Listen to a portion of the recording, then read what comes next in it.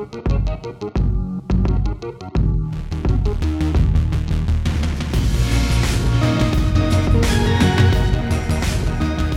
Nerf Herders, I'm Addy Thomas. And I am Ben Milton. Thanks for joining us for another episode of Certain Point of View. We're talking Star Wars. We're exploring the Star Wars galaxy, one planet at a time, one teaser at a time. Today we're going to be talking about some of the most recent news and rumors. And before we get there, though, I just want to remind you can go to our website, certainpov.com, and check out all of the podcasts that we're associated with. That includes Another Pass with Case Aiken, The Scruffy Nerf Herders, a Star Wars D20 Story, and Fun and Games with Matt and Jeff. And we are excited to bring you that kind of content. We'd love to bring you more. Fortunately, thanks to people like our friend Maria Monzon, we're able to bring you that kind of content. And between her, the supporters like her, and our patrons, we're able to do this kind of stuff. And hopefully, as we find more supporters through Patreon, we will be able to expand what we do and bring you more content and more projects and better quality stuff as well along the way. So we're really excited about that. Just to let you know about Maria, Maria's actually my Liberty Mutual insurance agent, and she's helped me out and actually got me some really good deals for my insurance. Got me a really, really nice low rate for some very basic coverage for just what I needed. And she was a great person to work with, and she can help you out too if you're looking for it. Insurance of any sort of home, as far as home, auto, life, renter's insurance. If you need a referral for business insurance, she can help you find the right people. All of that, you can find her contact information actually on our website as well at certainpov.com. Just check under support. We're gonna talk about the new Star Wars Resistance teaser and some rumors about Jon Favreau's new Star Wars live-action TV show in just a minute. But Ben, I just want to let you know. So today, so this past weekend, this past week has been all about WoW for us, right? Right, yeah. And it has been exciting. It's been awesome. Yes. And it hasn't been as hardcore as I'd liked it to have been. I really went in on the weekend and just went nuts because just with some of my sleep issues, I just haven't been able to log in as much as I'd like to. And I'm not able to put in the time. I really want to put in those 5 hours a night 5+ hours a night that I used to. Right. Lich King. Okay. Yeah. But I'm just I just don't have the strength or energy to do that anymore, just with the health issues. But it has been so on my brain, and I was so excited that the soundtrack came out for Battle for Azeroth, and it's on Spotify. So I was listening to it this morning, and I don't know if you saw my tweet. I did see your tweet. Yes, you did. It was amazing. It was insane because first off, I love that cinematic. Every WoW cinematic is great, whether it's the crazy detailed ones or the in-game ones or the more the motion comic style. But I particularly have I love the music from this trailer. So I've been checking Spotify for the past couple months to see when they added the soundtrack, because I was looking for just the music track for the cinematic, because I like some of the themes that they use in it, the back and forth for what they kind of. They've repurposed some of those themes, because some of those themes have kind of existed in different capacities over time. Yeah. But now they've kind of made the old Tides of War cinematic theme into the Horde theme, and then they've the sort of the theme of the light, or it's never really been necessarily the Alliance, but they've kind of made it the Alliance's theme now, music. Yeah. Mm-hmm. So, and I love the way they play off of each other and against each other. And I just I've listened to it nonstop for the past several months, and now having an official copy has been awesome. What was crazy is I was driving into work, and I have in the morning it's not a bad drive. It's 20 some miles, which in this area can be a lot.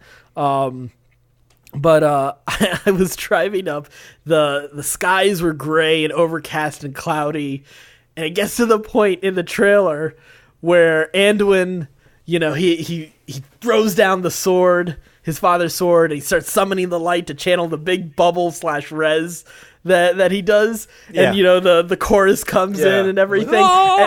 And just then, the sun just suddenly starts getting brighter and breaks through the clouds. It's the best. It was amazing. It was such a crazy nerd, exciting moment. And you're in the car all by yourself. There's nobody to share it with. And I'm just freaking out. I'm like, oh my God, this is so awesome. It's going to be a great day. Right.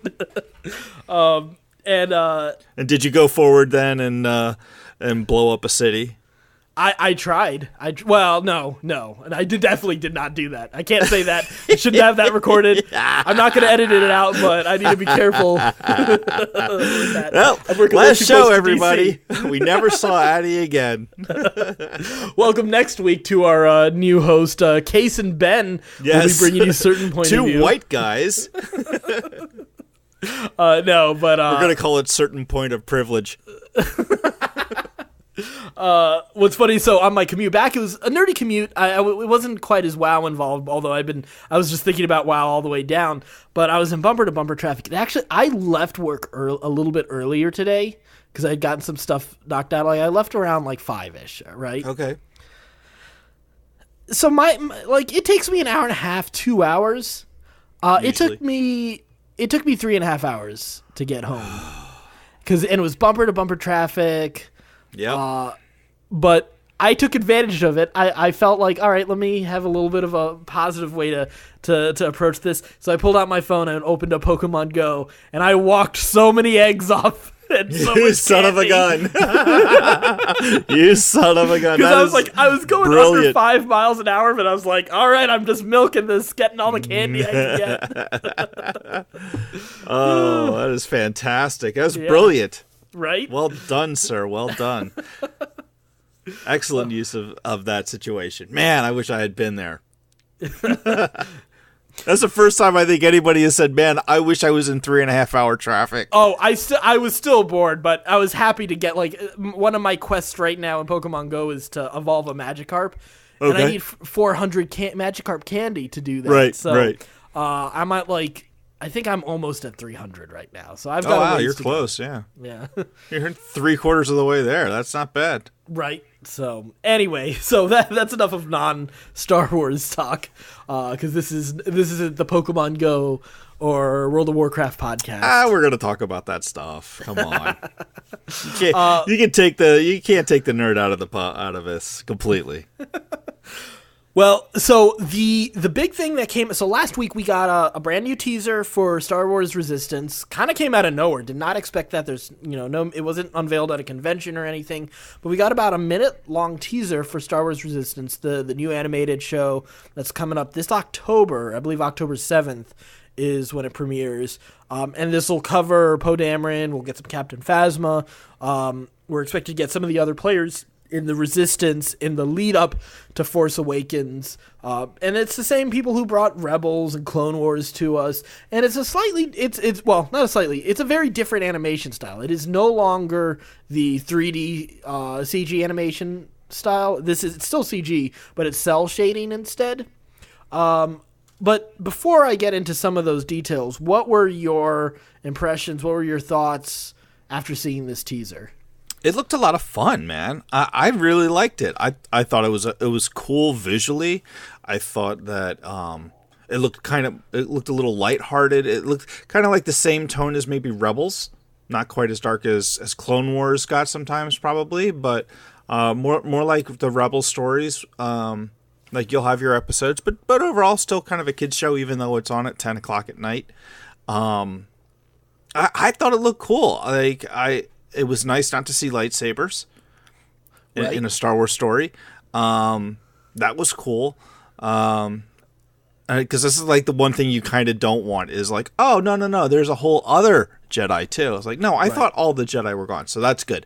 I don't think Jedi are absolutely necessary to Star Wars, but we can go on that tangent later. But yeah, that could be a whole show right there. I did like, because I sent it to you and I found it accidentally on Twitter. I was just happened to be scrolling through Twitter because I don't like myself. And what ended up happening was I saw this and I played it. And then, of course, I started to read the string, and just like all the people just like raging about, this is the end of Star Wars. This is the worst Disneyfication of Star Wars. It's a mistake to read those comics. And I do the same thing. I don't know why I hate myself so much to read those. Because that's really all that is self-loathing. That's the only reason you read comments, is just like, I just want to feel bad. I don't want to feel good about my life or anything happening in the world. I only want to feel miserable. That's why you engage on Twitter like that. I'm going to hold off a little bit before we get into the fan complaints. What was your thoughts? So, I saw it. I love it, dude. Here's the thing. Filoni and company and Carrie Beck and all those people that are part of bringing, Star Wars Rebels, Clone Wars, they're going to have to do some really messed up stuff to lose my trust. Right. They have more than earned crazy amounts of trust with me with Clone Wars, with Rebels, and I was on for Rebels to begin with. There was all right, this looks a little bit different. I'm sure I'm a little heartbroken that we just lost Clone Wars. Right. I'm a little surprised we're getting a Jedi in Rebels, but it ended up working out. Like they really worked that story in really well. I really like this animation style. It's for me it's cell shading, and I so badly want a Nintendo Switch. I want that. Like, I have been doing, I just sold a bunch of books and some things, and I actually have more than enough money for a Switch right now, but I'm just like, you know what? It's not a good use of my time right now. I've got books to read. I've got podcasts to listen to. I'm already having to scale back on certain things, but I so badly want to Switch, and I so badly want to play Breath of the Wild, the Legend of Zelda game there, and I'm not even a Legend of Zelda fan, but that game looks so beautiful, and this is sort of that same animation. Like, people have been raving about that game and the art style, and what's really cool is there's certain aspects of it that look very simple, but it's sort of deceptively simple looking, in the same way that the CG, the 3D CG animation style of Clone Wars and Rebels had that deceptively simple look. Like, they built in a lot of detail, but it also set the stage for them to be able to, as their budgets increased, as toy sales increased, they were able to add and layer in some more detail as time went on. And this is the same way. Like, there are some shots, there's a stormtrooper shot, there's some starship shots that are insanely detailed in a way that you can't really see even in the same style that they've done that they did with Clone Wars and Rebels. And in some ways, what I like about this cell shading format, it really accentuates sort of the speed and the hotshot, like for a show about hotshot pilots, and they're talking about it, about being the dogfights and the pilots and the spies and that side of this universe. It really helps with that. So I'm totally on board for the art style, which I know is one of the things that's gotten criticism. I already am endeared to the characters that are part of this. I'm excited to see expanding out the build up to Force Awakens so we can better understand the players. I don't care. I'm happy to find out more about the state of the galaxy going into Force Awakens, but I'm much more interested in finding characters that are going to be interesting in this time frame, less so than like, okay, well, how does the First Order work, and how does the New Republic and the Resistance work? I know there are a lot of people who want those kind of details, and it's not that I don't want them, but I really just want new characters that they can add to this universe and expand out this universe. And the first thing I fell in love with Star Wars was the starfighter battles, was the dogfighting. Like, if I had better vision, I would have totally wanted to be an Air Force pilot, But the first Star Wars game I got into was Star Wars Rogue Squadron. So like all the pilot stuff is totally in my wheelhouse. I gravitated towards the Force as well, and the Jedi, obviously. Like, who doesn't want to imagine having the Force, or imagining, like, when you're bored at your cubicles, like, imagine moving your pencil with the Force or something, or levitate, all the fun. Oh, fun see, things. I always thought about pantsing my coworkers. Well, I want to work up to that. But start with the pencil. You got to start with rocks before you get to, right. Starships, lifting C-3PO as as a god. So it's baby steps, man. No, I get it. You're right. That's just always been a dream of mine to be able to pan somebody with the Force. But I'm excited for this universe. I'm already a fan of the sequels. I love The Last Jedi. So, I imagine we might get to see a little bit more Maz Kanata here. I hadn't even thought about Maz, yeah. Yeah, which is a character that I think is really cool and has a lot of potential. And I don't need to see more in the movies, but I'm excited about seeing in animation. So there's so much to run with here. Who knows which characters we'll see again from Rebels. I imagine we'll continue some of Ezra and Thrawn's story. I thought I read somewhere this week Filoni saying that we're going to see more of Sabine and Ahsoka and their adventures together. Yeah. Oh, he has confirmed that? Oh, that's cool. That's good. I'm down for that. I'm totally down for that. Yeah. I mean, Sabine going off with Ahsoka the White was one of the coolest, the coolest moments there. I'm hoping this means we also get Hera and her son as well. Right. That's in this. I love all those characters. So it'd be nice to see more of them as well. I have a feeling they have plans to do them, but it's good to see that they've got a new cast of characters that are Viewpoint, and they can bring those characters along the way rather than just, to force an arc on the characters that they don't necessarily need. Right. So yeah, there's just so much to be excited about for Resistance right now. October can't come soon enough for me right now. But I will say, man, those comments shouldn't surprise me anymore. Really is right. Like, I should really just expect the hate. I think I sent you Nerdist's coverage of it, their video about it, and they did a great job at kind of like looking at like people's reactions about it and kind of how split people are, and it's just so funny to see people complaining that it looks like a kids show when it is a kids show and has always been a kids show. Clone Wars was a kids show. Rebels was a kids show. I'll go back for it. A New Hope was a kids movie. Yeah, exactly. Like, this is because most of the people who are butthurt about this stuff are like in their 20s, 30s, and 40s. Like, they saw this when they were kids and fell in love with it. And their parents didn't necessarily. There was a great tweet that they highlighted on Nerdist as well, and it's like people have such short-term memories with this. Clone Wars was as kiddie as you can imagine in that first season. That first movie where, Ahsoka is babysitting a little hut and she's burping this little slug, and she's a little whiny and sassy with Anakin, and then it eventually evolves into something like it gets it gets some dark moments, but they build to it. Rebels, it starts off very much like, hey, we're gonna get fruit, we're gonna get Melu runs for Hera in one episode, and then like you have that like heartbreaking moment where Kanan, makes that sacrifice. Yeah. But like again, like these stories build. I think what's funny is like moving away from Star Wars and into other animation, like you don't get those dark moments without some of the light as well.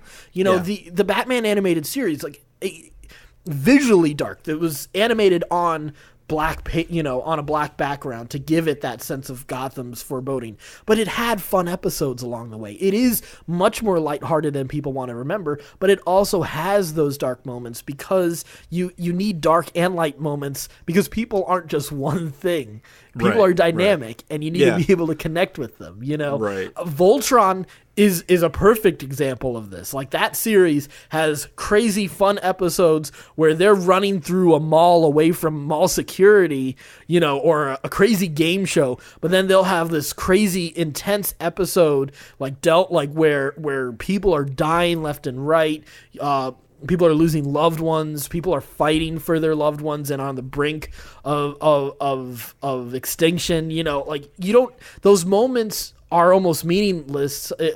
If you go for just these dark moments, they're meaningless if you don't have the light moments. Looking at Zack Snyder's DC universe is the perfect example of that. Because the only one light moment in that entire series is Superman's mustache. Exactly. I've used this example before on the podcast, but one of my favorite moments in the Justice League Unlimited animated series is there's a trilogy actually I think it's just Justice League, not before it was Unlimited. There's a trilogy to end out that series called Starcross, where Hawkgirl betrays the Justice League to the Thanagarians, and you have this invasion, and it's this big, like, it tears the team apart. They kind of have to rebuild, and they have to fight back for Earth. But the episode, like, it's this great dramatic, it's pretty dark story. Lots of betrayals, some really heartbreaking character moments, because they had a romance at that point with Hawkgirl and the Jon Stewart Green Lantern.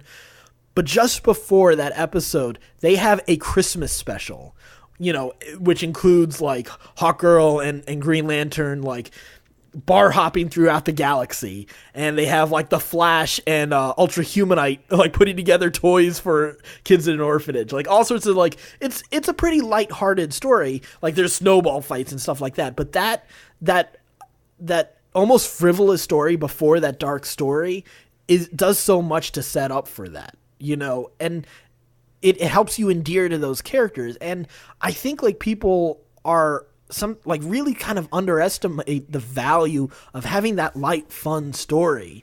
You hear people crap on the Marvel movies for the same reason all the time, that they're kind of vapid, they undercut the serious moments, but you don't get those serious payoff moments if you don't have these fun one-liners and these fun character beats.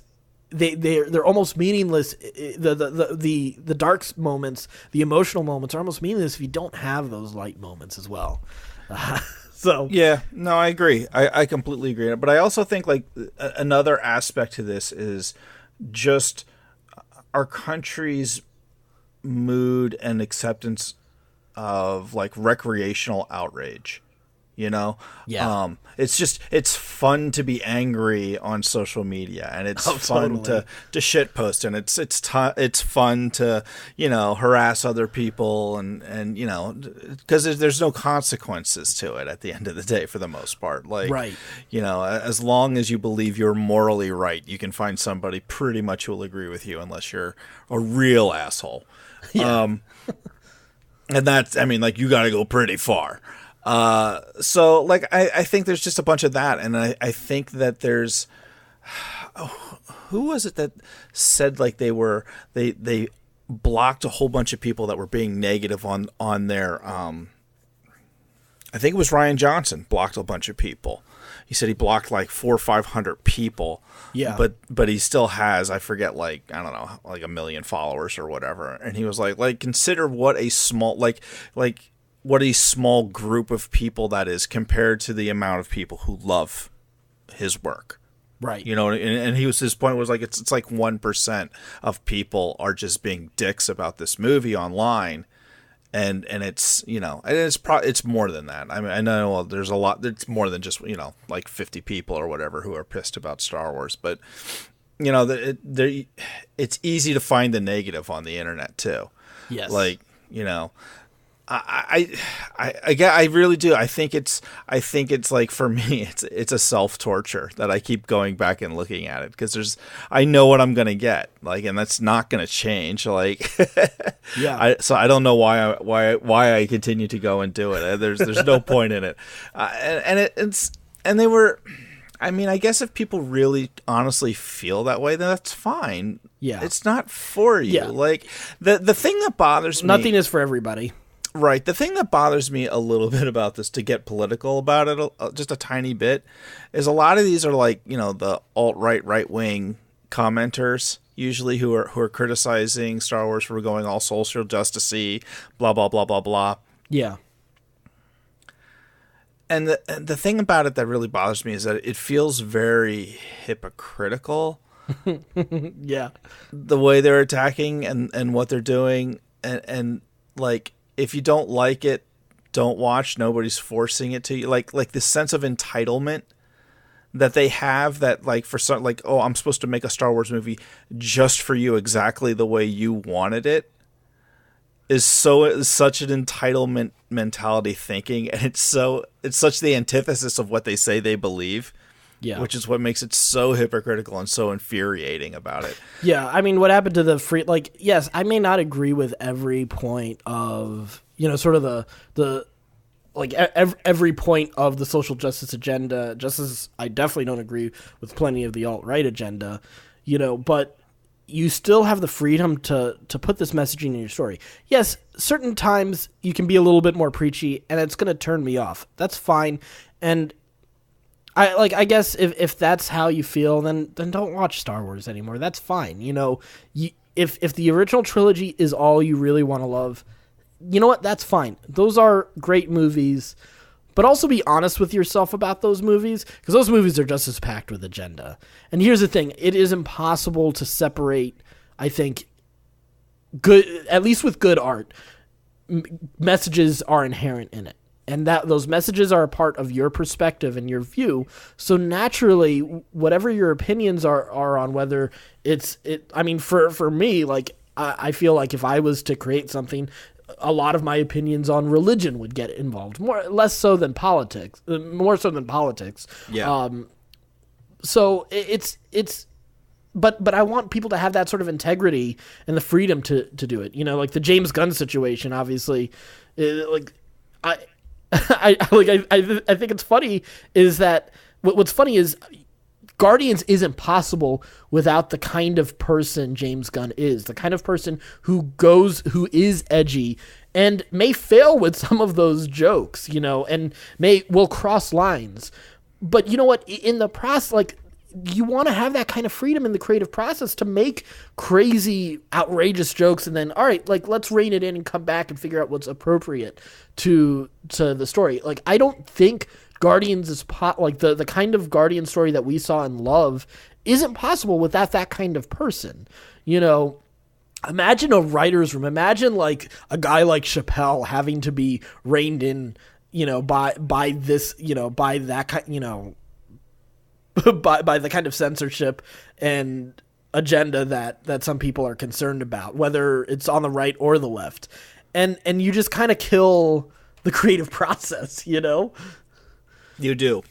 And it has a chilling effect on all of society. Like you can start with comedy, but once you start censoring comedy and saying, we're going to silence you, it has a ripple effect. And somebody asked us online, Hans asked us online about what our thoughts were on the James Gunn situation, and I said that I likened it to watching the prequels, and you're just watching people make, on both sides, you're watching the Jedi make just these incredibly horrible decisions of getting involved in the Clone War, being generals, and turning from keepers of the peace to leading armies, and you're like, okay, you clearly perverted your idea and screwed up. And then on the other side, you see the corruption and all of the problems that the Senate has, and they're making all of these maneuverings that it's just putting Palpatine in power. And you're going, all right, well, you're part of the problem too.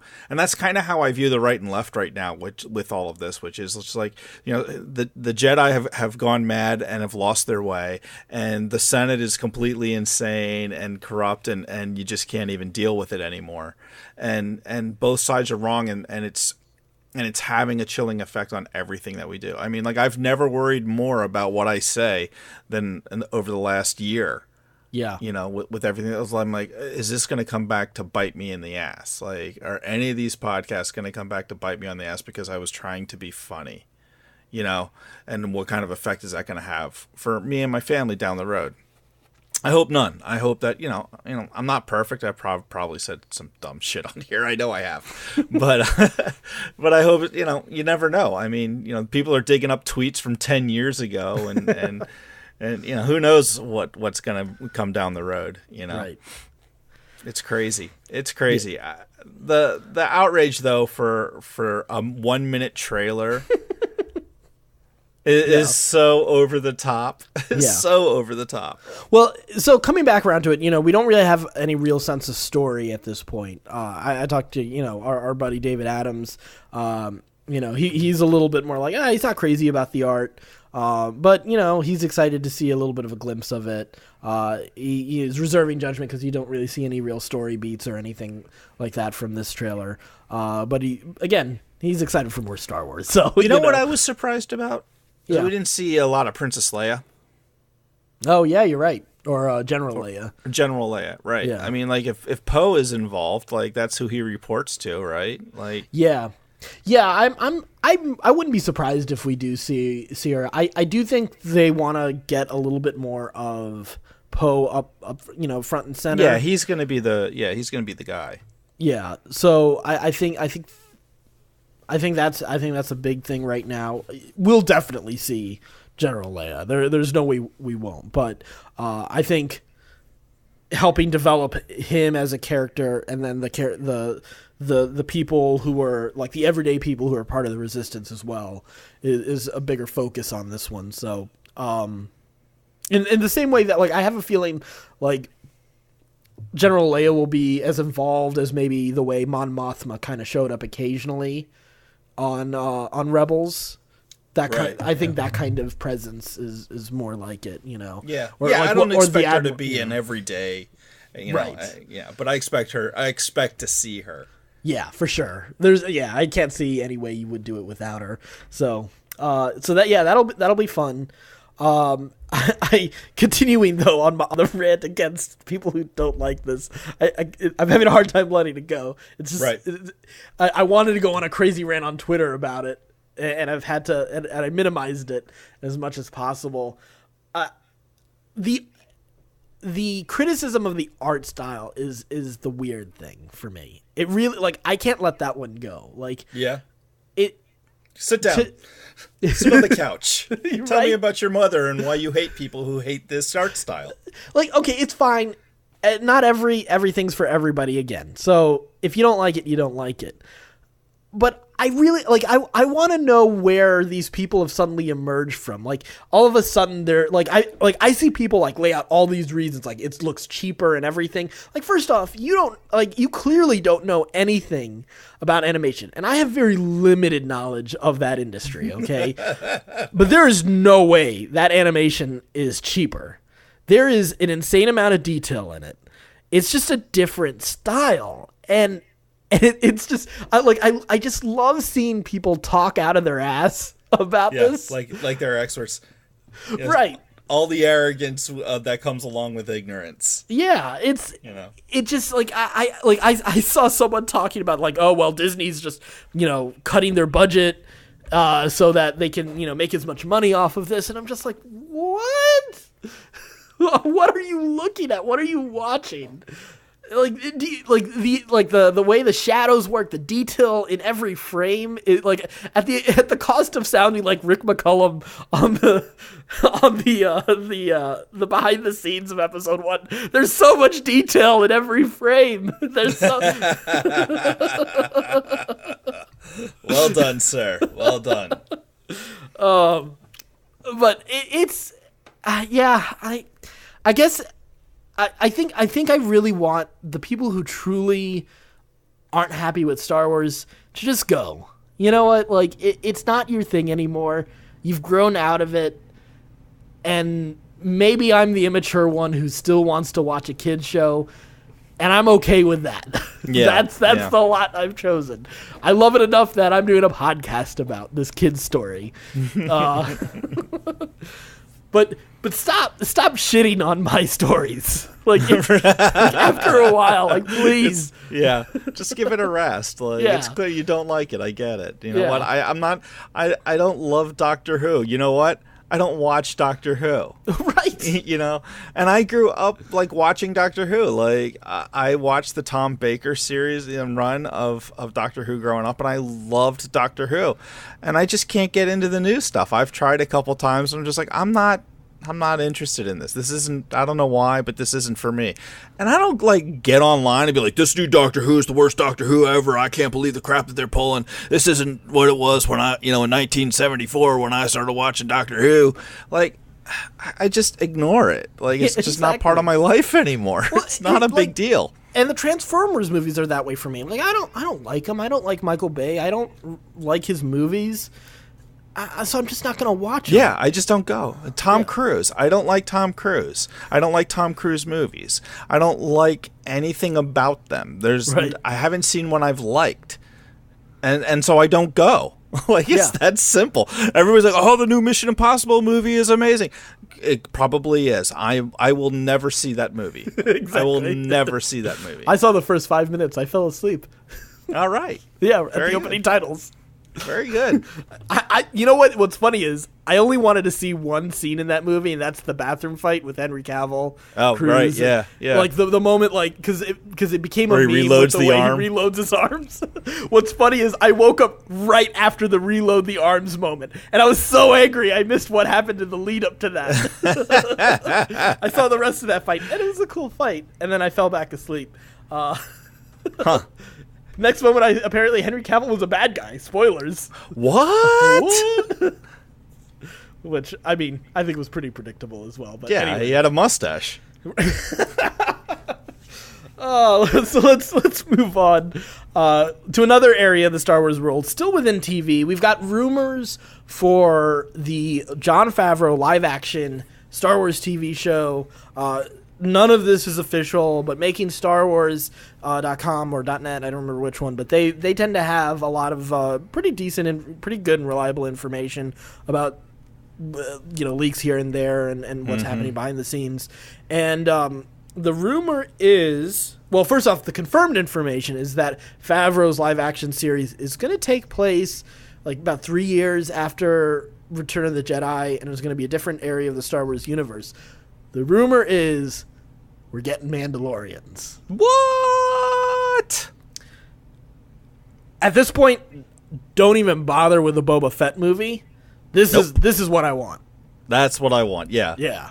Yeah. Because there's so much, like, you can do so much with the Mandalorians. They've already set up some really cool stuff in Rebels already with the Mandalorian Wars, in terms of like fighting back against the Empire, not the Mandalorian Wars, but already setting up Mandalorian culture, the way the different clans work. Sort of. Oh my God! Can you imagine a Game of Thrones type show with Mandalorians? Old school, like go back to the Mandalorian Wars. That is an absolute necessity. Like even outside of like an Old Republic series, like throw just that shit focusing up on in HBO today. Exactly. Yeah. I'd be all about that. Like that sort of the old warrior culture versus sort of like the new progressive modernization and being part of the bigger galaxy. Like that is it's an interesting conflict. You've got a lot of fascinating characters. You've got a real diversity in the Mandalorian system. So you can do so much with that.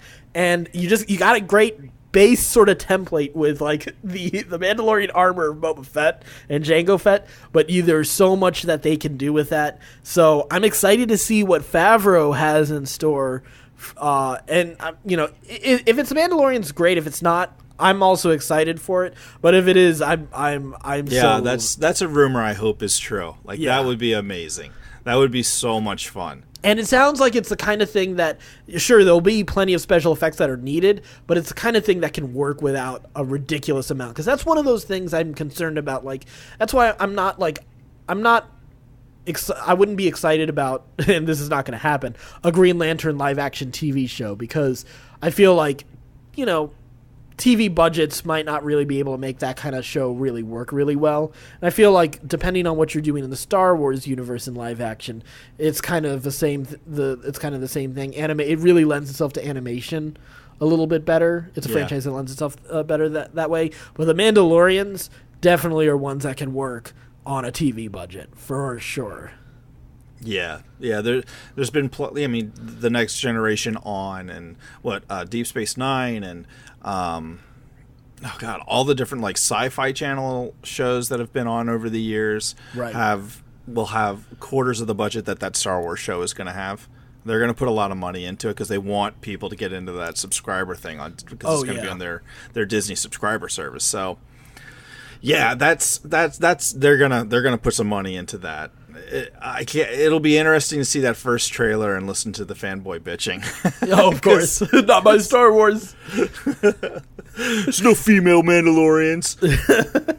See, this will be perfect for the people who want the Dark Knight type of storytelling. Potentially, probably not. Actually, it'll probably be more lighthearted. I think it's gonna stay in the Star Wars vein, man. Yeah, but I'm kind of tired of the Dark Knight fanboys who want nothing but dark comic movies and dark Star Wars stories. I'm fine to occasionally have that. That's what I'm excited about with Marvel Netflix. If we get that in Star Wars one day. Whatever. Great. I'm not like it'll be cool. But I'm fine with fun stuff. I'm fine with accessible stuff for the whole family. Star Wars is a family experience. So I don't feel they need to go into that territory just because, some people want darker stories. So yeah, I get it. I do want to add something. But if you are, hang on. Oh, if you are interested in a darker Star Wars story, may I suggest the Scruffy Nerf Herders? We go some dark places, some very dark places. The seedy corners of the galaxy, man. You can find that on our website, certainpov.com. But I do want to say. So, speaking of the subscriber service and everything, I'm excited for the Disney subscriber service, the streaming service. I'm going to get it day one. I'm still debating whether or not I'm going to do the DC one. So far, it looks like no. Yeah, I haven't seen anything compelling enough to make me really want to do it. I want to know the details of what the comics are like. Like, what I'd like to see, and this is not just with DC, I'd like to see this with Marvel, because I like Marvel Unlimited, but the problem with Marvel Unlimited is that 6-month delay on the new stuff. I'd love to pay for that kind of subscription, but then also choose, hey, I want to have, give me, 2 or 3 series that I can subscribe to and get the current issues for. Or, and maybe add, $5 to the subscription just to do something like that. Right, so I can get, I can get a couple series, And I'd like to see, I want to see if DC does something like that, because I want to keep up with certain stories that are current, and then everything else I can kind of wait on the 6-month delay, But I kind of want a publishing subscription for Star Wars, for all their I would totally pay a subscription fee for all the Star Wars comics and for all the books right now. I totally want. I know it's not going to be part of the Disney streaming service, but seriously, Star Wars, my money is yours. Just find a subscription for me. I've just finished reading Dark Disciple, so I'm kind of excited.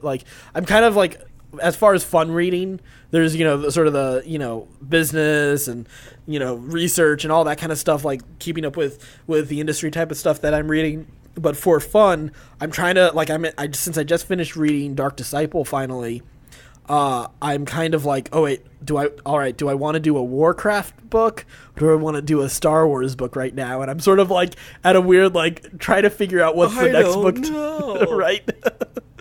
So I can tell you right now, I would read a Warcraft book. I'm so kind of leaning right now. Yeah, only because there are a couple characters I'm really interested in right now, and it's going to be a little while before we get some more content to do that.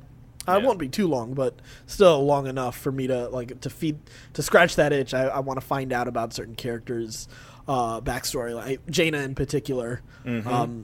So I might do that, but I also have the Ahsoka novel I want to read. Oh, yeah. So especially in the lead up to Clone Wars, but that's next year, so I have a little bit of time. So anyway, that's all I have today for Star Wars, for our Resistance teaser, the rumors for Jon Favreau, and then my desire to give more money to Star Wars. So you can find out, you can keep in touch with us. Let us know what you think. You can just go to our website, certainpov.com. All of our social media is there.